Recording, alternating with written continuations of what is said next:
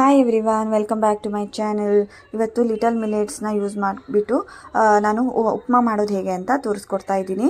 ಇಲ್ಲಿ ನಾನು 1 ಕಪ್ ಆಗುವಷ್ಟು ಲಿಟಲ್ ಮಿಲೆಟ್ಸನ್ನು ತೊಗೊಂಡಿದ್ದೀನಿ. ಇದನ್ನು ಓವರ್ ನೈಟ್ ಇದನ್ನು ಸೋಕ್ ಮಾಡಿ ಇಡಬೇಕು. ಯಾವುದಾದ್ರೂ ಮಿಲೆಟ್ಸ್ನ ನೀವು ಯೂಸ್ ಮಾಡೋದಾದರೆ ಮಿನಿಮಮ್ 8 ಅವರ್ಸ್ ನಾವು ಇದನ್ನು ನೆನೆಸ್ಬಿಟ್ಟು ನಾವು ಯೂಸ್ ಮಾಡಬೇಕು.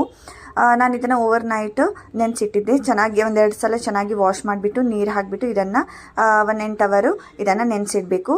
ನೆಕ್ಸ್ಟ್ ಡೇ ಮಾರ್ನಿಂಗ್ ಇದನ್ನು ನೀರನ್ನು ನಾನು ಸಪ್ರೇಟ್ ಮಾಡ್ತಾ ಇದ್ದೀನಿ. ಹಾಗೆ ವೆಜಿಟೇಬಲ್ಸ್ನೆಲ್ಲ ಕಟ್ ಮಾಡಿ ಇಟ್ಕೊಂಡಿದ್ದೀನಿ. ನಿಮ್ಮ ಹತ್ರ ಯಾವ ವೆಜಿಟೇಬಲ್ಸ್ ಇದೆ ನೀವು ಅದನ್ನು ಇಲ್ಲಿ ಯೂಸ್ ಮಾಡ್ಬೋದು. ನಾನಿಲ್ಲಿ ಒಂದು ಪ್ಯಾನಿಗೆ ಸ್ವಲ್ಪ ಕೊಬ್ಬರಿ ಎಣ್ಣೆ ಹಾಕಿಬಿಟ್ಟು ಶೇಂಗಾವನ್ನು ಹಾಕೊಳ್ತಾ ಇದ್ದೇನೆ.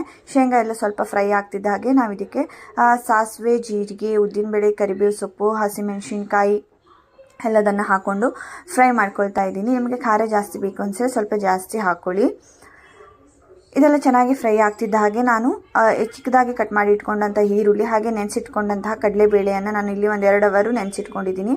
ಕಡಲೆಬೇಳೆಯನ್ನು ಇದಕ್ಕೆ ಹಾಕ್ಕೊಳ್ತಾ ಇದ್ದೇನೆ. ಅದ್ರ ಜೊತೆಗೆ ಒಂದು ಟೊಮೆಟೊವನ್ನು ಇದಕ್ಕೆ ಹಾಕ್ಕೊಳ್ತಾ ಇದ್ದೇನೆ.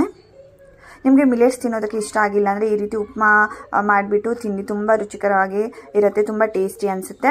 ಇದಕ್ಕೆ ನಾನು ಎಲ್ಲ ತರಕಾರಿಯನ್ನು ಯೂಸ್ ಮಾಡಿದ್ದೀನಿ.